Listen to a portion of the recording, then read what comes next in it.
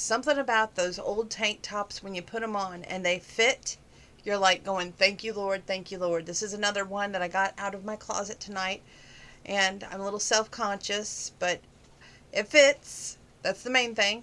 And I thought, well, while I have some time, I did a little tease the other night and said, well, maybe I would show you some old photographs and give you the story behind the photographs so you know a little bit more about me.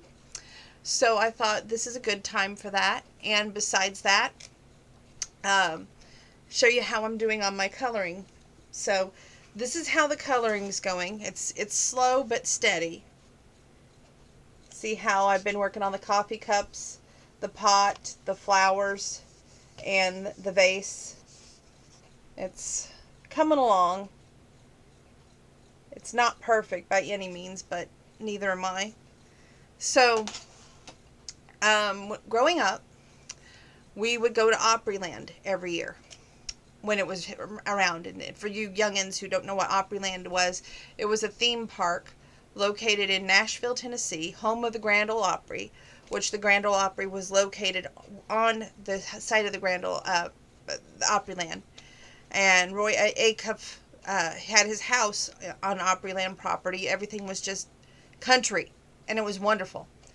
They had this show called Nashville Now. I'm going to start out with this one. This is one of my favorite pictures, and he unfortunately passed away. I want to say he passed away, I think it was last year, maybe this year. If I'm wrong, I'm sorry, but it was a great loss nonetheless. This is one of my favorite pictures that I'm about to show you. I was approximately 6 years old, and I'm holding a Shotgun Red doll. There was this show called Nashville Now that they filmed at Opryland. Ralph Emery was the host, and the sidekick was this little puppet named Shotgun Red. And eventually he had his wife on there, Miss Daisy, the puppet, and Slingshot and Buckshot, which I think it was the year before last I was blessed to actually finally get Slingshot and Buckshot still in a package. And they're never going to be for sale because they just mean too much. But anyway, I wanted to share this with you. This is me and Jim Glazer at Nashville Now. Now, there's a story behind it. Again, I had the cute little pigtails holding the doll there. I don't know if you guys can see it very well because I don't have my glasses on. Now, why is it autographed? Well, my grandparents would always say, we want a picture with you, and all you have to do is autograph it so it goes on our front room wall.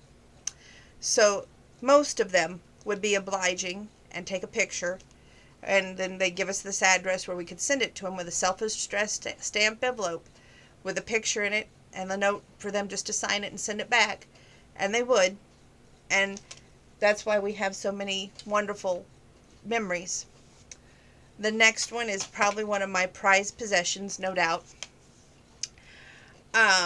There was a place in Hendersonville, Tennessee called Twitty City. And I was about 6 years old, I want to say. I was walking with my grandma, and my grandma was on a cane at the time. I don't remember where Grandpa was, and I don't remember where my mom and him was. But at the time, I was with my grandma, and she'd seen Harold Jenkins go by in a golf cart. And she goes, Donna, that's Conway Twitty. And I said, don't say anything, because I don't like to disturb people. And I always like for them to do their own thing, and I don't want to be a hindrance or a bother to them. And she said, nonsense. She goes, we're going to go over there and we're going to tell him that we know who he is. So this golf cart started going a little bit slower, and my grandma, God bless her heart, she said, can I have a picture with my granddaughter and you? And he looked so confused because here was this woman not wanting her own picture and being so selfless and wanting her picture with her granddaughter and Conway. When most women would probably say, can I have my picture with you, not worrying if their granddaughter got a picture or not.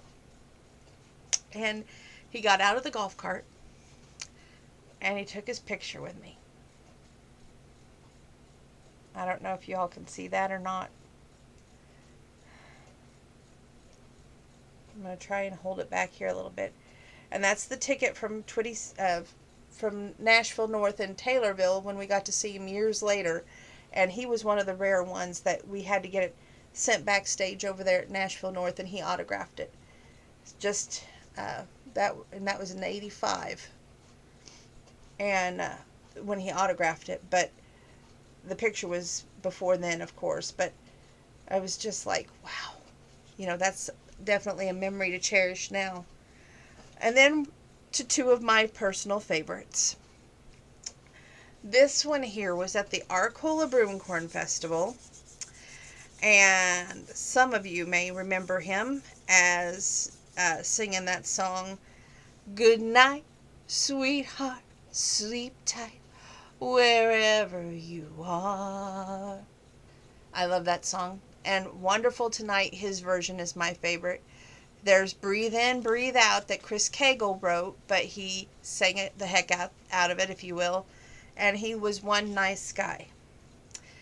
That's me and David Kirsch over at the Broomcorn Festival. And there's a story behind this, too.